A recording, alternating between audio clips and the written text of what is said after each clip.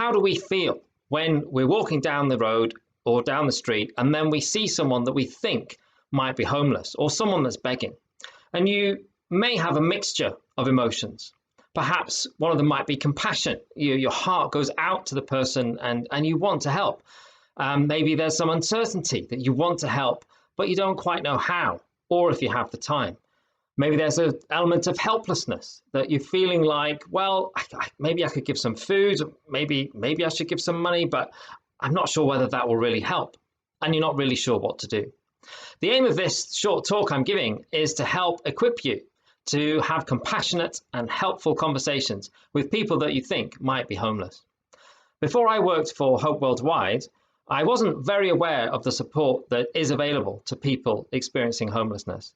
And I didn't realize that many people who beg are not actually homeless and use the money to feed an addiction, for example. And I also didn't know what to say to someone who was homeless.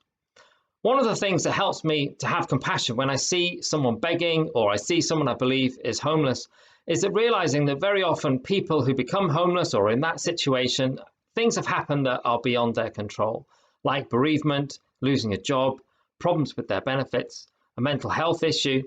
Then many times people then become hidden homeless. They're staying with friends or family or somewhere out of sight. And then it's only a matter of time before some of them sadly end up on the streets because all the other options have been exhausted or because they didn't know how to get the help that they needed. And working for Hope Worldwide, I'm really glad that many of the people that we help are housed before they get to that situation, before they have to experience rough sleeping. So a big thank you to all of you who support our work. There are lots of organizations working with people who are homeless. And often when you see someone begging or on the street, there is an organization that's working with them. It's not like that nobody is helping them. That's very rarely the case. So if you get talking to someone and you do find out that nobody is helping them, then there are things that you can do. For example, if someone's rough sleeping, you can make a referral to StreetLink. If someone needs food, the site Next Meal will tell you where they can go and find food and what organizations are distributing it. If they're not claiming benefits, but they could, then a local day centre can usually help. There are many times when I've stopped to talk to someone that I've found out they're getting help and they don't want money from me. They're just grateful that someone has stopped to talk and to say hello and to ask how they are. Now, there have been other times when people don't know about the help that was available and have been really glad to find out about it. And if you want to know what help is available, there are lots of links to useful websites on our two-step website. One time I was talking to someone outside my local Tesco, and this was pre-COVID, and I found out his name and situation, and I asked if he knew about the local day centre where he could get food, which was just down the road. He said that he didn't. And so I showed him, kind of pointed out where it was, and he said he would go there first thing the next day.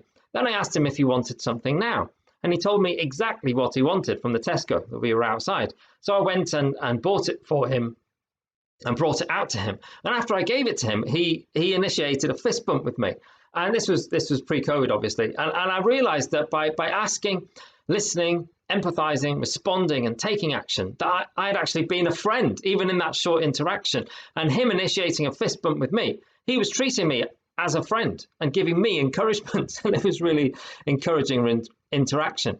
The acronym ALERT can help you remember how to help.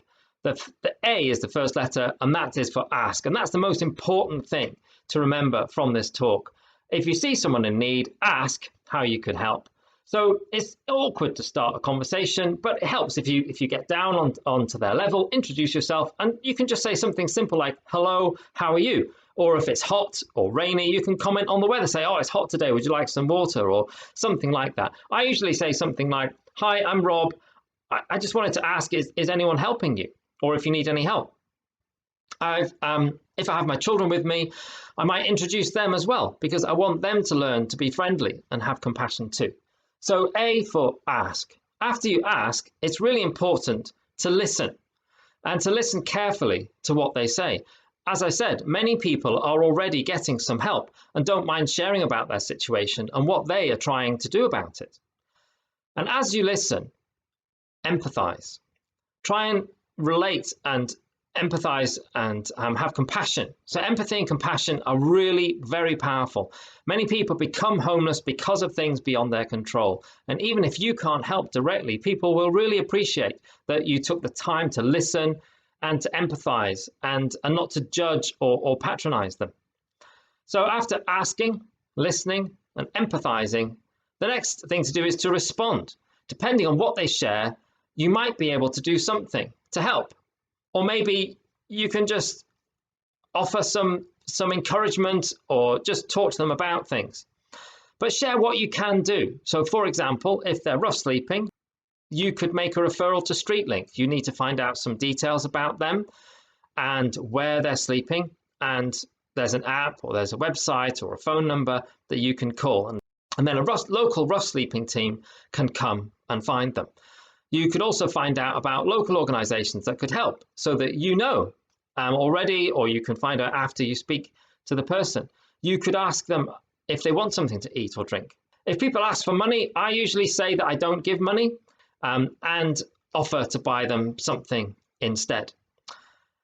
And then after you've had that response, you've responded to what they've said, then the last thing is to take action. So after asking, you ask, listen, empathize, respond to what they say, and then take action. Do something. So that could be perhaps buying them something. It could be going away and making a StreetLink referral, doing a little bit of research about where it could help them, and then maybe going back and telling them. Or it may be just saying, well, I'm really sorry to hear about your situation. I'm really glad, though, that this was what I said last week on Saturday. The man told me that he had a social worker. He had somewhere he was staying in a garage, but some Mungos were going to be helping him find some accommodation. So I thought, well, things are going in the right direction. I really hope things work out for you. And I wished him all the best. Of course, with all that I've said, obviously, we do need to stick to the COVID guidelines. So if you are speaking to someone, you do need to maintain that distance for their sake as well as yours, and obviously to observe with government guidelines. But it is possible to help. And I do hope that what I've shared today has equipped you to have compassionate and helpful conversations with people who are homeless or people who are in need. Thank you very much.